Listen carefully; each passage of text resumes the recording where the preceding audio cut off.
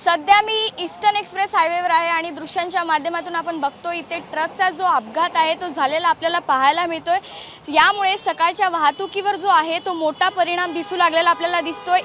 मुंबईतील eastern express हायवेवर आज पहाटे 5:30च्या सुमारास ट्रकचा हा मोठा अपघात झालेला आपल्याला दिसतोय। ठाण्याच्या दिशेने जाणाऱ्या ट्रकवरील चालकाचे नियंत्रण सुटल्याने ट्रक डायरेक्ट डिवायडरला धडकल्याचं आपल्याला पाहायला मिळतंय आणि त्यानंतर दुसऱ्या लेनमधून तो घुसलेला आपल्याला पाहायला मिळतो। चक्क आपण बघतोय की जे ट्रक आहे तो दुसऱ्या लेनमधून घुसलेला आहे आणि अपघाताची माहिती मिळताच वाहतूक पोलीस घटनास्थळी दाखल झाले आहेत आणि अपघातग्रस्त ट्रक हटवण्यासाठी क्रेनच्या माध्यमातून कारवाई जी आहे ती सुरू असताना आपल्याला पाहायला मिळते। आपण बघतो की इथे क्रेन सुद्धा आहे आणि त्या माध्यमातून इथे या ट्रकला काढण्याचं जे काम आहे ते सुरू आहे।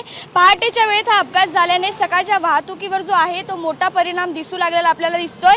हायवेवर वाहतूक कोंडी निर्माण झालेली आपल्याला पाहायला मिळते। एकंदरीत पाहायला गेलं तर 5:30च्या सुमारास जो हा अपघात आहे तो इथे घडलेला आपल्याला दिसतोय। दृश्यांच्या माध्यमातून आपण बघू शकतो की ट्रकची जी कंडिशन आहे, ट्रक जो आहे तो दुसऱ्या बाजूनी दुसऱ्या लेनमधून आपल्याला घुसलेला पाहायला मिळतो आणि जे पोलीस आहे, वाहतूक पोलीस आहे इथं दाखल झालेले आपल्याला दिसत आहे। ते जे ट्रक आहे ते हटवण्याचं काम क्रेनच्या माध्यमातून इथे सुरू आहे। नेमका हा अपघात कशामुळे झाला, चालकाचं नियंत्रण सुटलं का, याचा शोध आता पोलिसांकडून सुरू आहे। कॅमेरामॅन प्रवीण सोबत साक्षी यादव, साम टीव्ही, मुंबई।